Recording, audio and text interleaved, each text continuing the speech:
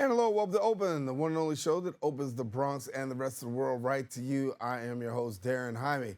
Coming up on today's show, with the federal shutdown continuing, a freeze on SNAP benefits will be starting on November the 1st.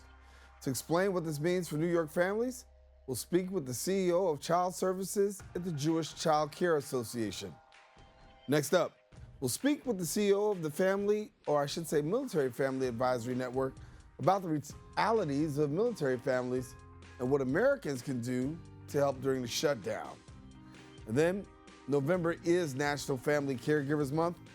Today, we'll hear from the CEO of Caregiver Action Network and a nurse who's also going to bring us the information that we need, telling us that there's no need to suffer alone. And then finally, we'll be joined by a civil rights advocate, legal strategist, and co-founder of Black Lives Matter of Greater New York, who is trained and grounded in community advocacy and mobilizing.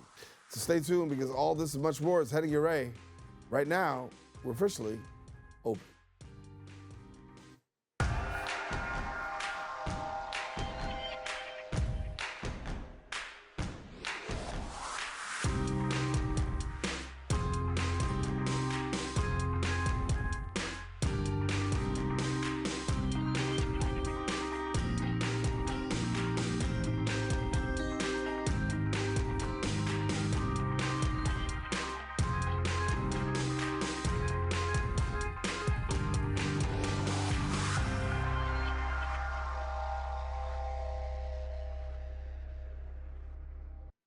Hello, everyone. I am Darin Jaime. You are now watching Open, a live program bringing the Bronx and New York City straight to you. We also want to welcome our viewers to the Manhattan Neighborhood Network, as Open is being broadcast simultaneously on MNN's channels. You can stay connected to us on all of our social media platforms at BronxNet TV. Well, some things have been going on throughout the past week. We'll take you through it with some Bronx updates.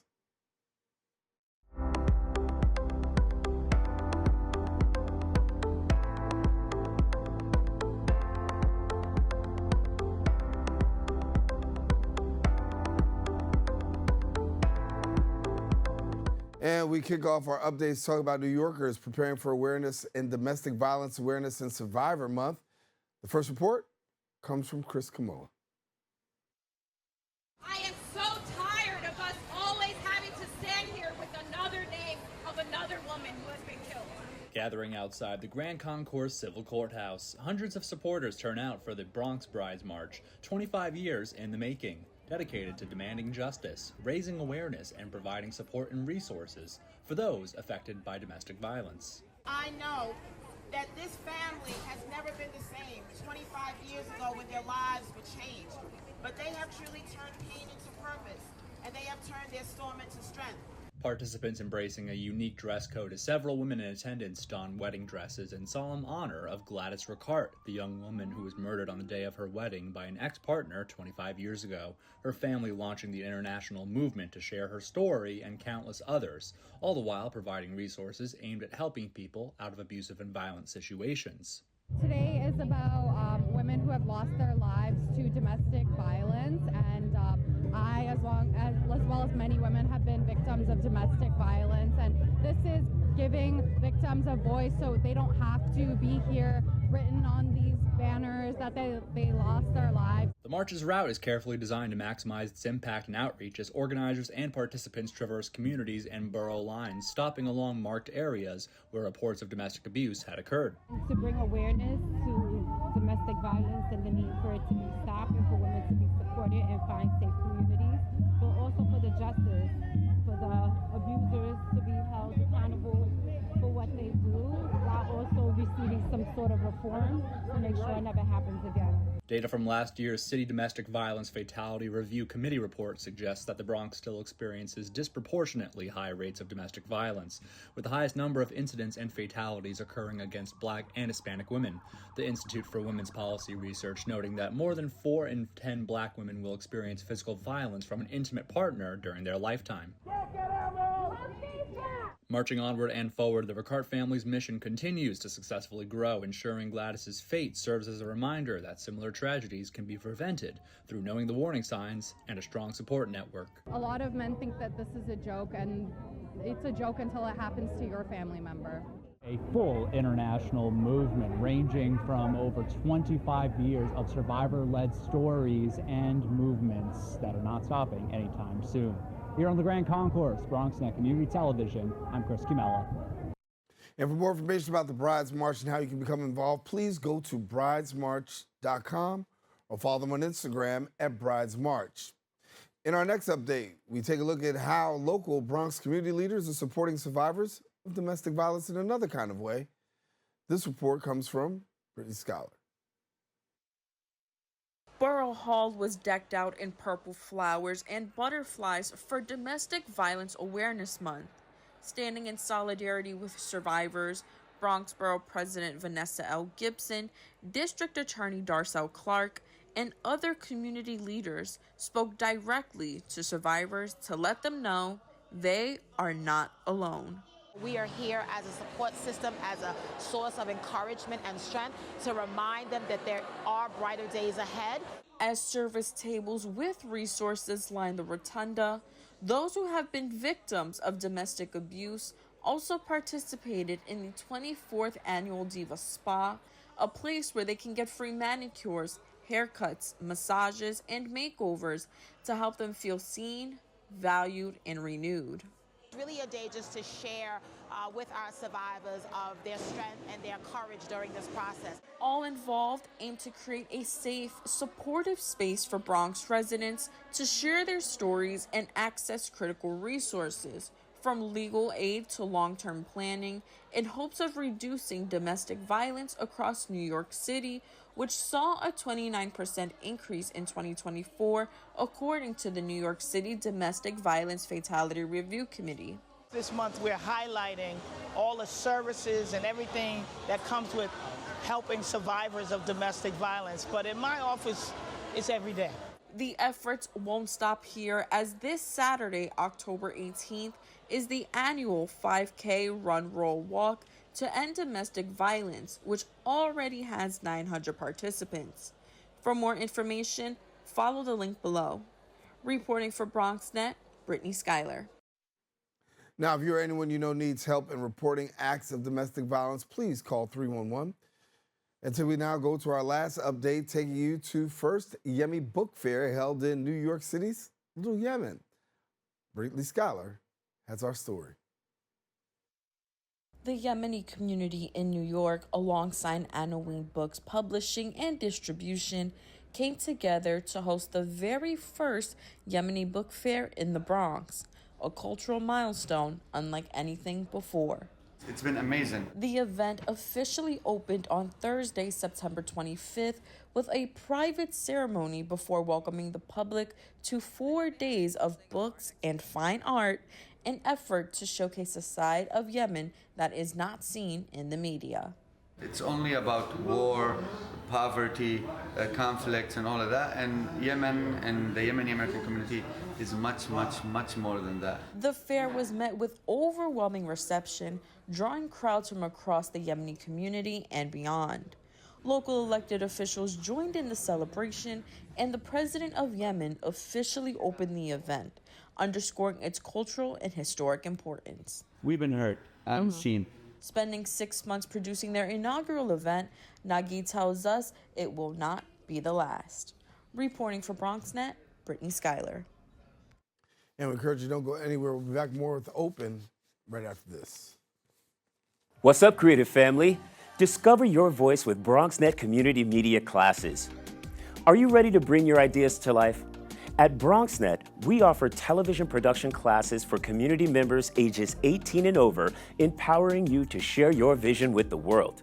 Get certified in field production, in-studio production, and our new exciting addition, podcast production. Once certified, you can create your own show to air on one of our 6 TV channels. It all starts with our free Unleash Your Ideas Masterclass, designed to help you plan your show idea and set you up for success on your production journey. This class is offered at the beginning of each month for your convenience. Our dedicated BronxNet team is here to support, encourage, and uplift you every step of the way. Join us and become a part of the creative force that engages and inspires the Bronx community and beyond. Sign up today and start your media journey with BronxNet. Visit bronxnet.org/education to learn more and register. Let's create something amazing together.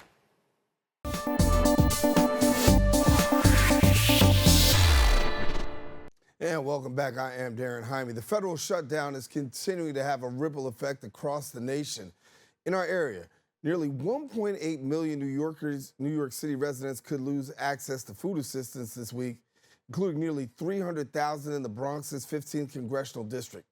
The United States Department of Agriculture says it will not use any of its $6 billion contingency fund to cover food stamp benefits in November. Can Governor Kathy Hochul, she announced $40 million in emergency state funds, supporting an estimating 16 million meals statewide to help our fellow New Yorkers in need. The question is, how does this all play out? We're pleased to be joined by Ann Marie Scalia, the Child Services Organization at the Jewish Child Care Association. Thank you so much for joining us. Thank you so much for having me. And really tough times. It definitely is. A lot of people really are grappling and wrestling and dealing. From your perspective, I know, congratulations, I know new boots on the ground here too, but you're almost being thrown into the fire. Yeah. We haven't seen this before.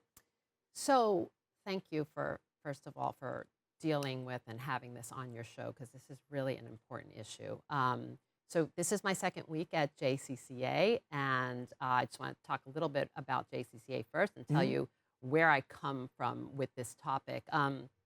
JCCA is a 200-plus-year-old agency that provides services for children and families.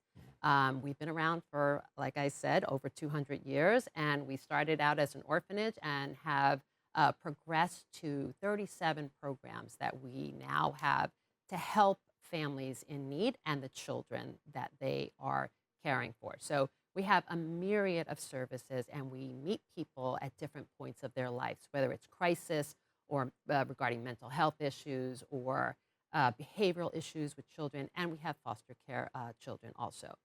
So that is what we at JCCA do, and so we see the families who are impacted by this shutdown, who are impacted by the November looming deadline. We are already hearing from our families about the amount of confusion that they are dealing with, both regarding the shutdown and the November benefits not being available, and the changes that are coming to SNAP, that happened with the big terrible bill. Right. But from my vantage point, being 2 weeks into my current role as CEO of JCCA, my background also is that I work for the city, and I was the general counsel at the Department of Social Services. And from that vantage point, I was working very closely with the SNAP program and the social services programs that people rely on so much. Right. So I actually know how the program runs. I know how it is administered, and I know the inner workings of how the mechanics work. And so when you asked me, we have not been here before, we haven't, because the last time we had this shutdown, we at the agency, the state, was able to forward 2 months worth of benefits so that we would not be in this position. That ability to do that was taken away by the federal government in the last couple of months, in the last rounds of changes in the regulations. So the options we had in the first go-around were stripped away. And so now we are not left, we don't have any options, and this November date is a real thing. Right. Yeah. And you have so many families right now who are living in poverty, right at the line, just above it, and children. We're talking about the welfare of children. And when you take the two of those and you link those together, poverty, child welfare, these two are pretty prevalent factors that we should be considering during a time such as this. Talk to me a little bit about that correlation. Yeah, thank you. That's a great question. So, it's hard for people to understand. And what I try to do is, because I've been in this world for a long time, right? I've represented children who were abused and neglected in family court. So I understand that there are stressors that bring people to certain points of their lives, right? The clients that we're serving, the children and their families, they're already coming to us with other stressors. Being secure in your ability to put food on the table is one stressor that no one should have to deal with, no matter what socioeconomic class you come from, right? That's why we built the safety net. This is the very purpose for which it exists. There is a huge eligibility requirement. The families that actually go out and seek this benefit, they have to jump through a lot of hoops. They've done that. To their credit, they've done that and they've gotten the service that they need to keep their families safe. And there are continuing requirements that the city and the state and the federal government puts upon people who receive these services that are onerous. So if you think about it, the families who are receiving these services are making a concerted effort to make sure that their family are stable. They're doing everything they're supposed to do to make sure that they are eligible and that they maintain that eligibility. And so they've done what they needed to do. You strip that away and you are putting a crack in the foundation of what families are dealing with, right? If you think about it like a house, every house has a foundation. The head of the household is that foundation for children. When you begin to pull away that foundation, the whole house crumbles. So we see this is not rocket science, right? When you take away something so baseline from a family, where a family now has to worry about, where am I going to cut, right? Am I going to not pay the rent? Am I going to not go to the pharmacy to pick up that medication that my child so desperately needs? That is a huge stressor as a parent, as a caregiver of children, right? We've all, for people who have children, we know what we have to deal with. But then you think of people who are just making ends meet, who are working 2 or 3 jobs just to maintain a level of being able to live in these high price environment that we live in. You take that safety net away, and now you're shifting your worry. You can no longer worry about getting to your medical appointments, getting to your mental health appointments, making sure that your children, all their services are being attended to. And children know when the household is under stress. They know it. And so there is a complete ripple effect that happens as a result of this safety net being pulled out from people. Not to mention the economic impact on the communities where this money is being spent. Yeah. Let me talk about the governor for a minute, because she's definitely said, I understand, I see the needs. $40 million immediately deployed to help families in need. But you're hearing people from the boots on the ground say, listen, I appreciate the $40 million, but the reality is that's not enough. Your take? That is truth. That is absolute truth. $40 million in this environment is a drop in the bucket. What that does is maintain the food programs that currently exist, maintain the school lunches, and I was seeing this morning where schools are doing GoFundMe drives to make sure that there's enough food in the school for kids to take home. It will keep the food banks open, but think about it, right? Like, you're used to going to the store, like you and I, we go to the store, we buy our food, and that is a convenience. To have to go stand on a food line in order to get a box of groceries, think about the ripple effect that has. If I have a job, and just so we're clear, there's a lot of misnomer about who is on SNAP, right? Working people need SNAP assistance. It's a fact, because the wages that we're paying to families and workers is not enough, especially in New York City. So it is, I applaud the governor. It is a step in the right direction, but it's not going to be enough if this shutdown continues on. Yeah. So let's talk about the federal government. What's the message to the federal government? What would you say, given your position and your perspective? Yeah, I come to this as the CEO of JCCA.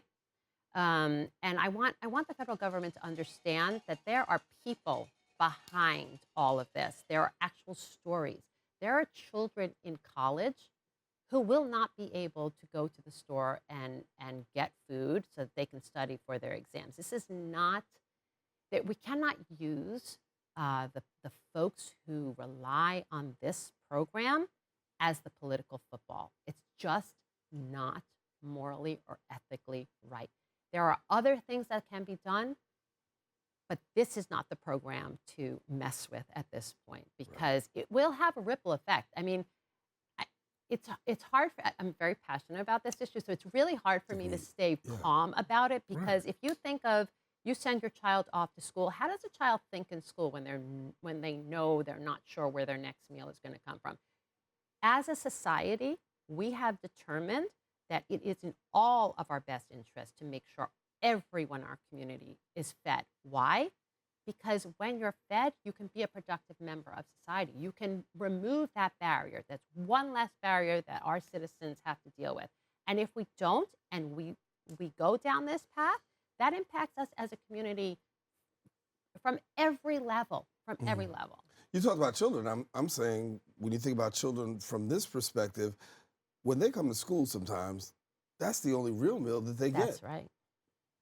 And that's why it's so hard for them sometimes to even concentrate in school because at home, they're already going through a food desert. Yeah. So to have this be put upon children, families, this just cripples a lot of millions of people who innocently are being affected as a part of this. And I hate to say, with what's going on at 1600 Pennsylvania Avenue and right here, New York is not looked upon favorably. So that becomes even more compounded. I absolutely agree. And, I want to say something else. It's not, when you don't have enough money to buy food, you have to make choices about the type of food that you buy, right? So when you're left with, I either can buy this sub-level food or nothing, think about what we're now telling families to put into their children's mouths, right? Like, that dollar's now got to stretch a longer way. So think about the health, not only the educational implications, but the health implications that we're now putting our families into. That's going to have a ripple effect on them. Even if you just think about it from a fiscal point of view, you're literally going to cause people to have health problems as a result of this. So, I try to appeal to everybody's sense of sensibility, right? Because if we don't do these things, you're costing the community, you're costing the federal government more money down the line. Right. There is a benefit to doing this. And, I've been working with children my entire career. JCCA works with families who are in crisis day in and day out. Our fear is that crisis point will now elevate to a different level. We work to reduce the crisis. This impacts and makes that crisis even more acute. So we're going to have to really try to understand better how to support and help. And it takes a village, and we're just one part of this puzzle. But it is really upsetting when you see what's going on at 1600. Yeah. Ann Marie Scalia, I got to leave it there. But I do, I wish I had time because I want to ask you one more thing. And just answer me real shortly. Sure. Conversation about empathy, right? Because I know you're dealing. I know people are dealing. But that message going across the staff and those who are working in this time, empathy? It's hard. Our staff are taking on the crisis that the clients are imposing on them, and we're all trying to lift each other up. But if we're not empathetic as a society, we've got nothing. Yeah. And that is a destruction of society from up to down. So thank you. You got to come back again. Oh, absolutely. All right. Thank Ann Marie you. Scalia, congratulations and welcome again. Thank you. Yes. And so, listen, if you want more information on finding food aid in New York City, please go to finder.nyc.gov/food help. There you can get that. Also, if you want more information on the Jewish Children's Care Association, please go to jccny.org. Encouraging you, don't go anywhere. We'll be back with more Open coming up right after this.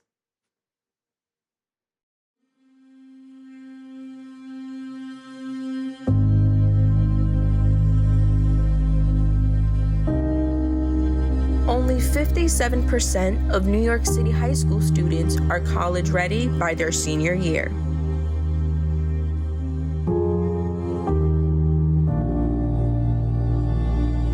.5% of high school graduates either have no plans to attend college or are uncertain that they will ever attend.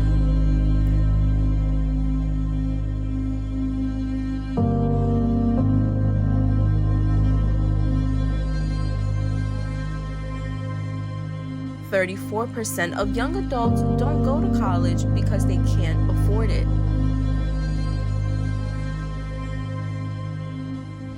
Discover what's possible. BronxNet's education programs, internships, and opportunities help engage and inspire Bronx youth and beyond to pursue their passions. Be a part of the BronxNet family. Whether you're interested in our shows, joining a class, or donating to support our mission, visit BronxNet.org to learn more. And welcome back. There are roughly 63 million family caregivers in the United States who are getting support this November. The Caregiver Action Network, CAN, launches Plug Into Care campaign for National Family Caregivers Month, offering resources, community, as well as expert guidance. Now sharing with us and telling us more about the resources available to family caregivers is the CEO of Caregiver Action Network. We've got Marvell Adams Jr., and then we've got nurse, clinical educator, and nursing educator, Michele Mongillo. Thank you so much for being with us. Thanks so much for having us. Thank you. And I want to thank you personally for highlighting caregivers, because I think so many people in America really are in that place where they're actually caregivers, but yet and still the support doesn't always seem there, but you guys are really making a tremendous difference. So thank you for the work that actually is being done. Thanks so much. Being able to make sure caregivers are not invisible and that they are really at the forefront of our awareness, because they truly are the backbone of our healthcare. And when we think about that, I want to talk about it because you have this annual initiative right now. And so for people who are not so familiar, just give us a little walkthrough about this annual initiative. Yeah, so for nearly 30 years, Caregiver Action Network has led the National Family Caregivers Month. And so what that entails is providing information for caregivers through our Plug Into Care campaign in a way that's easy, accessible, and provides resources that are trustworthy. So, whether you're a caregiver that is helping someone navigate the challenges of incontinence, helping someone living with Alzheimer's disease, or dealing with a bout of cancer, all of this and the information that can support that caregiver can be found at one easy location, nfcmonth.org. And it allows caregivers not only to find the information they need, but also to seek out support for themselves in their role as a caregiver. Yeah. And Michele, I want to bring you in because you're an author yourself and you've written a book on incontinence care, very powerful in terms of really talking about a subject that so many families deal with. For yourself, a little bit about the book and your background with it. Yeah, I took 20 years of my clinical experience at First Quality Products and wrote Caring with Dignity, which is really a much needed resource for caregivers who could be taking care of someone that has incontinence, which can be really challenging.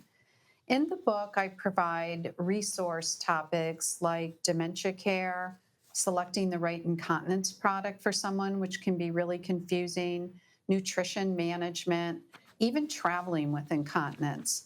And equally as important, I give tips to the caregiver about how to even start that conversation with their loved one, which can be really sensitive. It is a very sensitive conversation, and I've had this situation happen in family before where you really reach that place, and now to have that conversation, it's kind of humbling, and at the same time, it also takes you through a whole variety of emotions. Give us a little bit about that for a moment, like the advice that you have for families in having such a tough conversation, but much needed. Well, as you know, it is really hard, especially when it comes to incontinence. Oftentimes, caregivers are fine taking care of someone at home, but then when you throw incontinence into the mix of their care, it becomes really challenging and difficult. So my recommendation to caregivers would be that they're not alone. Just like Marvell has talked about support, there's a lot of support for caregivers. Prevail.com has a lot of great tips for incontinence products and also can connect you to a clinical team that can provide on-site information and support to caregivers who are taking care of someone with the really difficult challenge of incontinence. Yeah. And Marvell, I want to bring you back in because I want to have an opportunity to talk a little bit about this here when you talk about support, because many times as a caregiver, you're really just going through. and you're not even thinking about support. You're just plugging away. You're doing what you have to do, and sometimes you can become so entrenched that it's hard to actually pull out. You talk about plugging in, but the reality is a lot of people are disconnected simply because of that. So for those caregivers out there, a little bit more about the resources that are available to help guide and direct them in tough times.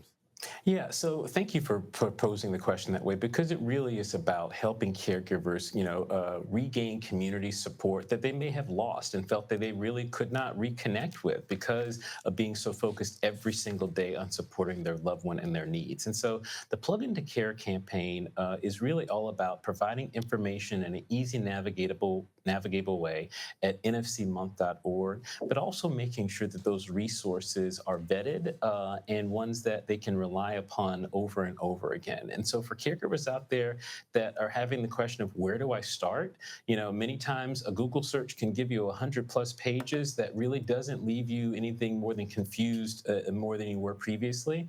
And so being able to have that single point of access at nfcmonth.org and having those resources that are easy to navigate is what Plug into Care is all about. And for you, what does that plug-in campaign really mean for you? Because obviously, a great deal of work and energy goes into making sure the caregivers get the necessary help that they need. But for you, talk to me about that.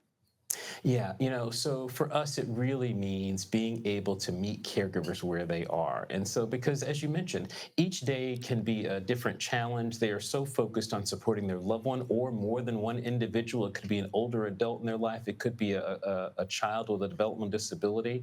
But to be able to provide in that same location information on how that caregiver can take care of themselves and support their own mental health needs. Like they say when you get on an airplane, you have to put on your mask before you help the person beside you. Right. Plug into Care is also about plugging into to support for your own needs. Yeah. I'll bring Michele back and ask you a little bit more about incontinence again. I just wanted to talk about this because there's so many stereotypes, stigmas that are associated. If you have a couple of seconds, just share with us a little bit about, as we try to break down some of these stigmas, because we talked about a few seconds ago how hard it is to have that conversation. But in having those conversations, one of those things that's going to have to be is dealing with some of those stigmas and those barriers that exist. Yeah, you're absolutely right. Historically, incontinence has been a taboo subject. No one wants to talk about it. It's embarrassing and it can be life-changing. And I feel like as a clinical educator, it's really important to bring incontinence into the forefront and open up that conversation about a topic that affects millions of people every day. And partnering with organizations like Caregiver Action Network and writing the book Caring with Dignity, I feel like there are areas to move forward in a path to try and destigmatize incontinence. Yeah. And so the work continues. And so what can people expect coming forward in the future? So for caregivers out there looking for more information, they can reach out through nfcmonth.org for information on educational topics, free tools, as well as other content that can really help them in their caregiving journey. But throughout the entire year, caregivers can reach out to our National Caregiver Help Desk for care advocate support and expert advice that can really meet them where they are with whatever challenges they may face, but also remind them and encourage them to take care of their own needs so that they can be there not only for their loved one, but for themselves. And, I'll throw it out here because I've been in this seat before, but for those people who are caregivers, what are some of the things that you're hearing that they go through that maybe the average person doesn't know being that caregiver? That's a really great question. And so one of the things we find is caregiver isolation. So that feeling of, okay, you've done everything you needed to do for your loved one, and it's 10 o'clock at night. It's the first time you've had to have a moment to sit down and have a moment to yourself, and you just feel alone. And so what we also try to do is what we successfully do is connect caregivers peer-to-peer with one another so you can really have a chance to talk with and have someone listen to you that understands what you've been through. Yeah. And Michele, before we go, tell me a little bit about what do you want readers to be able to take away from your book? I want them to take away that this is a support guide for them, that it really is practical knowledge and that they're not alone, and that they could use this book every single day as a caregiver. And there's even areas in the book that if someone doesn't have incontinence, that would be helpful to them as a caregiver.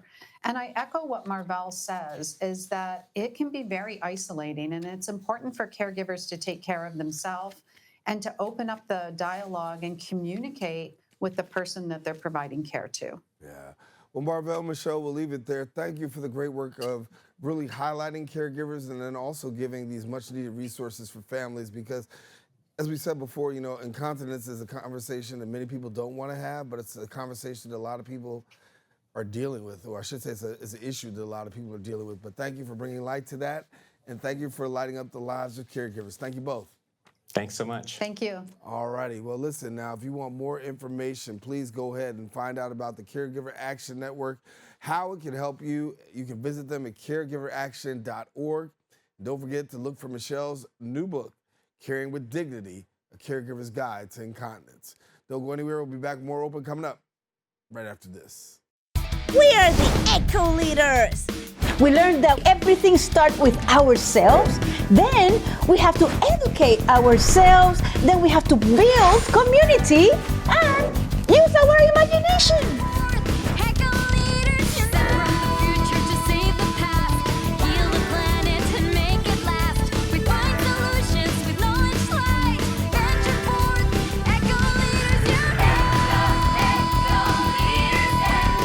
There's a new channel to explore, and it's bringing the classics back to life. During the day, relive the BronxNet originals that sparked conversations and built community. At night, dive into the hip-hop throwbacks that defined the generation. One destination, two powerful lineups. Now playing on Optimum Channel 952, Fios 2138, and streaming at BronxNet.tv. BX Legacy, where history meets the moment. And welcome back. Before the government shutdown, 1 in 4 active duty military families experienced difficulty putting food on the table. Now, in the midst of the government shutdown, over 50,000 more families have requested emergency grocery support. Here now to discuss how military families can receive support and what to do to help is the CEO of Military Family Advisory Network, Shannon Razsadin. And thank you so much for being with us, Shannon. Thank you for having me here today. Shannon, tough times that we're in, and as we're looking at what's going on right now, obviously, some would not even think about military families. However, military families, as we put in the intro, are really also, being affected by this. And so from your perspective, just share with us a little bit about how military families are seeing this, seeing this impact. Absolutely. So you're exactly right. Before the shutdown, 1 in 4 military families was experiencing food insecurity. That's a number that surprises a lot of people. It's a number from our research and was further reinforced in Pentagon's research. And so when we look at that and we look at what's happening right now from the perspective of the government shutdown, a lot of military families are living paycheck to paycheck. The Guard and Reserve community, most did not receive the mid-month pay in October, so they're already stretching. And now we have this uncertainty around the November 1st and November 15th pay for military families. And so they are rightfully nervous and they are doing what they can to prepare. And we as an organization are leaning into this moment and doing everything that we possibly can to meet this incredible need. So as we talk about these paychecks, obviously we're really concerned. November the 1st and 15th, you threw out those dates. Those are dates that we're, have circled on the calendar to see. As far as that impact of that one on that 1st and the 15th, how far reaching are we talking? We're talking military families everywhere are feeling this pinch, right? But what we have seen is that many, even before this, were experiencing hardships as far as putting food on the table. And so many more are living really paycheck to paycheck. They're on this bubble of just getting by, just getting by, just getting by. And something like a missed paycheck would have a significant impact on them as well. And so when we launched this emergency grocery support, we had over 50,000 military families apply in the first 72 hours. So far, we've served around 5,000 of those households across all 50 states, and we're giving them a week's worth of groceries, enough for a family of 4. but we have a long way to go, and we cannot do that, and we cannot meet this need without the support of people who really share our belief that those who put it all on the line for us, those who protect our national security, shouldn't have to worry about where their next meal is coming from. So we're leaning in, and we're really hopeful that other Americans will hear this call and they'll join us in this effort. Yeah, and how can Americans actually help in this effort? People can go to combatmilitaryhunger.org. That's combatmilitaryhunger.org. And what we can tell you is that every dollar in turns into groceries that are being delivered directly to military families' homes. The military community is one of immense pride. And so this is a dignified solution that gets groceries to families when they need it. And we're seeing the need grow exponentially with every day that passes and the shutdown continuing. You know, you said something very key there, because we talk about military families, and I know several. They're very prideful. And just to be able to say, I'm in this season of food insecurity, is hard enough to articulate. And to hear now more and more people, 50,000 you're telling me in the last 72 hours, have you seen numbers like this before? We haven't, and people are nervous, and that's something that we couldn't stand by and just wait and see what happens. And so we acted, and we will continue to act. We'll continue to do everything that we possibly can to meet this need. We're hearing from people who are deployed downrange, and they're writing to us saying, what do I do? How do I make sure my spouse and kids have food on the table if that pay doesn't hit? And so we're doing everything that we can as an organization to fill that gap, but the need is significant, and we cannot do this without the support of others who share this belief. Yeah. And for yourself, obviously, really boots on the ground there. The initiative continues to go forward, putting the word out there, asking Americans to really step in and help.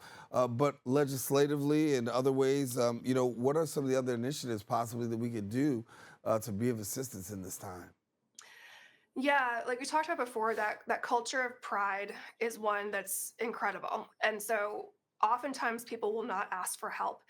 And so if you know of military families, or really anyone right now who's feeling the pinch related to the shutdown, offer support if you can. Be there to listen, check in on people. It's important for us to remember that when people are struggling with most basic needs, it impacts all parts of their lives, from a mental health perspective, relationships, everything. And so it's important that we are really there to lean on each other right now, and call your representatives, be a voice, and ask people if they need help. That's what everyone can do right now. Yeah. The work that you've done is tremendous. Share with us a little bit about nationwide. How many families have you been, really assisting? Yeah, so we're a national nonprofit. We've been around for 13 years. We've done a lot of work in a variety of different areas, everything from housing to food support. And we're growing. We've distributed well over 1.5 billion meals. We recognize that we have a long way to go. And it's moments like these when, for me, as a leader of this organization, I put my head on the pillow at night. I need to know that I've done everything that I can. And so we're leaning in, we're doing everything we possibly can. And the stories that we're hearing from these families are absolutely gutting. And so when we think about the people who put it all on the line for us every single day, for them not to know if they can feed their families, it's just something that we couldn't stomach as an organization. And we're grateful for people who have stepped up already to support this, but we're counting on more people getting involved for us to meet this moment. Can you give our viewers a little bit more of an inside view? Because I think people don't always get the real story, and you're telling the real story right now. When you meet with families, without as much as you can divulge, can you just give me a scenario of how gut-wrenching it is, how people are really dealing? Yeah, I mean, we're hearing from families who were supposed to move.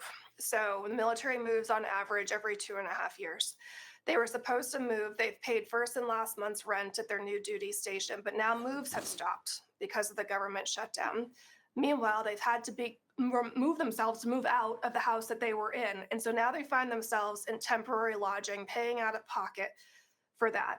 That then coupled with the government shutdown and insecurity around pay. We're hearing about slowing of supply chains. And what does that mean for military pharmacies? We're seeing people pay out of pocket for prescriptions that they're counting on. And so this is a real moment. This is a moment that, frankly, doesn't just impact, a few people. This has a ripple effect. This impacts our national security. You cannot expect, if a family is struggling to put food on the table, that the service member will be able to focus on the mission at hand. And so for all of us, we are so fortunate to live in a country where we have an all-volunteer force. We have to make sure that people who raise their hand to serve can meet these most basic needs.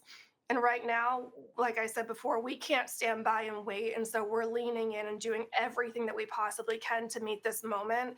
And we're really hopeful that others will come on board and help, because we all count on this community to protect us and keep us safe. And so when you think about those military families, it's gut-wrenching. It is gut-wrenching, and thank you for the work that you're doing, because I think it's important to lift up that these are the men and women who actually go out and protect us and keep us safe every day. That we can enjoy this thing called democracy that we're not really even experiencing right now, but yet and still to find military families amongst the many that are affected first by the federal freeze with the paycheck, and then on top of that, the benefits being cut and things being cut. It's not just gut wrenching, but it makes you, it makes you sad to be in a country where we don't even look after our own and find ourselves in a place like in a place like this. What encouragement do you give to families and even to your staff, right? Because there's a lot of work that's going on, and over the course of the next couple of weeks, the word that I was sharing in just another segment before is talk to me about that conversation about empathy, because it's very needed right now. Yeah, so to military families, we are doing everything that we possibly can to get you the help that you need and deserve. And so we hear you, we see you, we are working around the clock to meet this need. To the team at MFAN, they're the best, and everyone has worked tirelessly these last few weeks to meet this moment, and I couldn't be more proud to lead this organization. And then, it is upsetting that we're in this situation, but this is a tangible thing that we can do. It's a tangible step that we can take and we can act. We've had so many people say, I wish there was something that I could do. There is something that you can do. If you have means to support and donate, we encourage you to go to combatmilitaryhunger.org. If you don't, just check in with people, see how they're doing, open the door to conversation. It goes a long way in helping people know that they're seen. And so we have a ways to go. We have the best team working on this and the best community to serve. And so we're going to keep at it. Yeah. And as the days are going, coming towards the beginning of the month and in the middle of the month, I know all eyes and ears will be focused at home base for you, trying to see what we can do to make sure that all families are being taken care of. Is there a concern on your part that you won't be able to keep up with the demand that you're going to face? We already can't keep up because of we need dollars in to be able to get groceries out. And so we have the infrastructure in place. We have an amazing team, but we cannot do this. We cannot meet this need without donations. And so we're really, really, really counting on that. And if people are able to donate, every dollar in converts to groceries. And so we are, like I said, we're going to work and keep working. We're going to leave no stone unturned so that we can make sure that we can get people the help that they need. Yeah, Shannon, it's a tough situation, but you got the boots on the ground and you're doing the work, and definitely want to give you all the props that are necessary to let you know, keep doing the work. You're being a blessing in a time of struggle, and guess what? Everybody needs help, and you're really at the forefront, and particularly our military families. So thank you for the work that you're doing. I'll give you a final word if you want to share. No, just thank you for having me. And, military families, they don't ask for help often.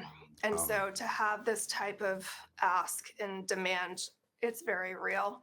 And so if you are able to support and go to Combat Military Hunger, we promise that we will get the support to the people who need it most.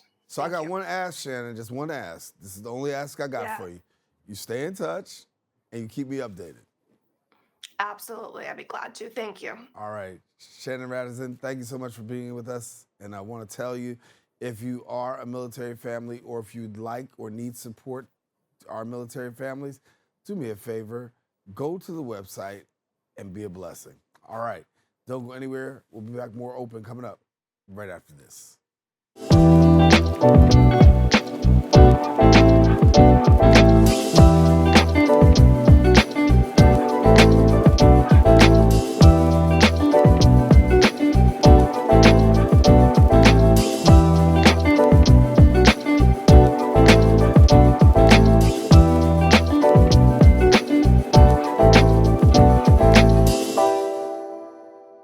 What's up, creative family?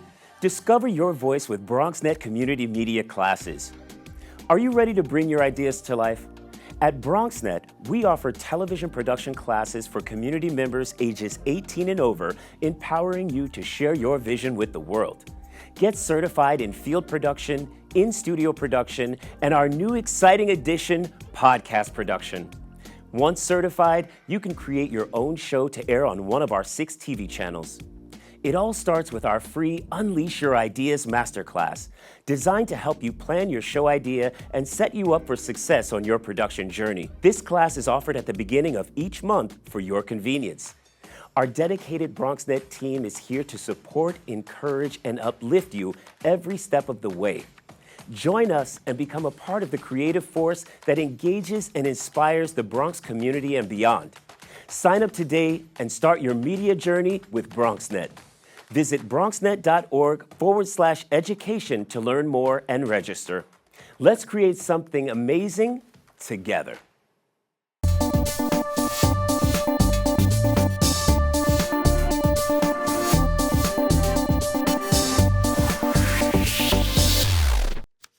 And welcome back. Our next guest, seen on CNN, Fox News, MSNBC, CBS, ABC, the BBC, the feature in the New York Times, the Guardian, as well as the Rolling Stone.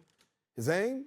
To turn protest into policy, momentum into measurable change. We welcome now the president of Black Lives Matter Greater New York. We've got Hawk Newsome. The only reason I didn't add BronxNet is because you've been here before. Yes, done indeed. it again, and I'm glad to have you back, brother. Good to My talk brother. to you.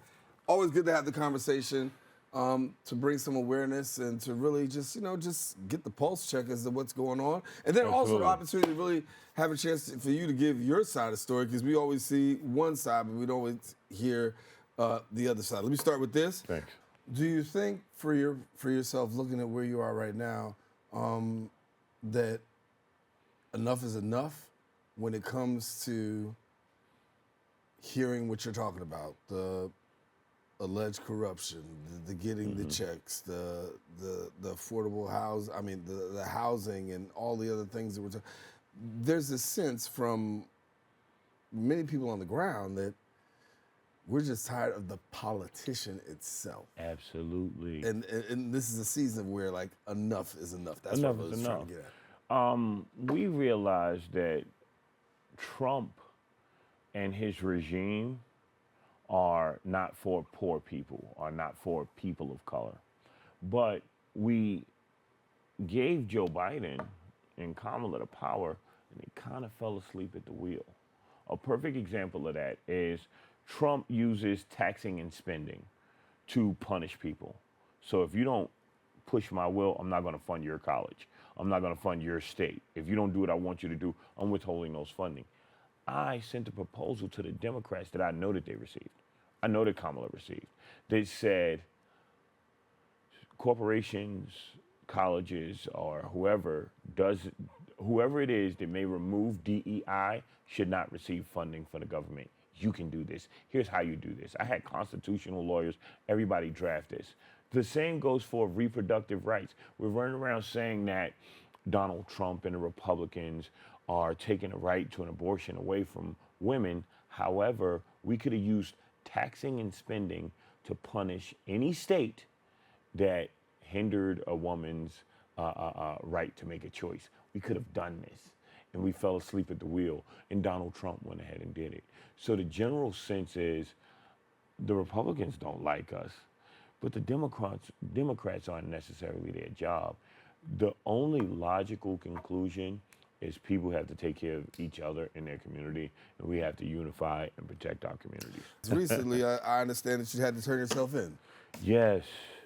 It was a political attack. I am truly a forward and free-thinking black man. That scares black politicians like Yusef Salaam. That puts organizations like National Action Network and Al Sharpton in jeopardy, because I am not taking money from these corporations or from the government. This is all people-powered, and we work for the people. So that means no one can tell us to shut up. That means if City Council member Yusef Salaam, who is in charge of advocating against the police, if he's not doing his job, if I could post 20 things, which I have, just in 2025, where black people were beaten by the police, or there were folks who are non-black throwing black people out of wheelchairs, right? Just race-based crimes. If I could post 20 of those in this year, and Yusef Salaam did not make one statement about one of them, then it's problematic. He's Central Park 5. He's supposed to be a defender of the people by default.